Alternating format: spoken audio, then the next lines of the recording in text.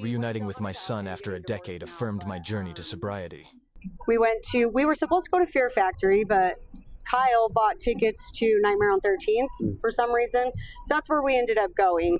They were so packed and the parking lot was so full, we had to park 2 blocks away and walk to Nightmare on 13th. So we got there 20 minutes past our window that we picked when we bought the tickets.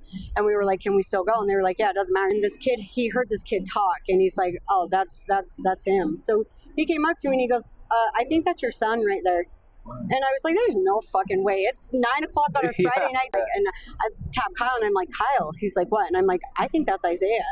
And he's like, no fucking way. Both of us were like, there's no fucking way. Yeah. So she walks up and she taps the girl on the arm that this kid's hugging on. And she asked her, she's like, hey, sorry to bother you, but is his name Isaiah?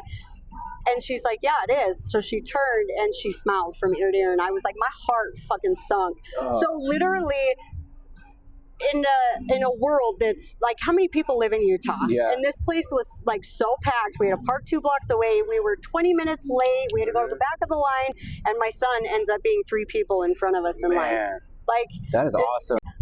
But so I introduced myself to him, told him who I was. We hugged, it was just, he was 4 last time he seen me. So it didn't bother me not one bit that he didn't know who I was. And I was like, I'm your mom. And he's like, wait, for real? And I was like, I'm your mom. And he's like, oh my God. And he hugged me. I cried. He cried. We hugged for a minute. But thinking that night on the way home from that ride, like, where would I have been if I didn't choose to stay sober?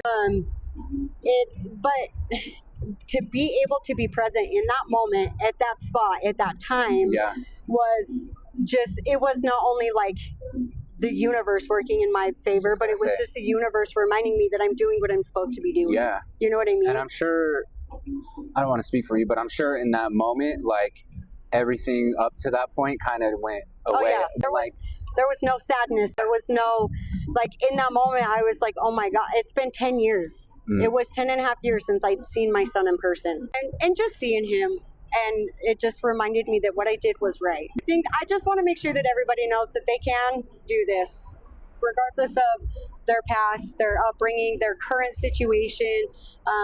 This life is capable for everybody. Anybody could have this life, but this life is possible for anybody out there.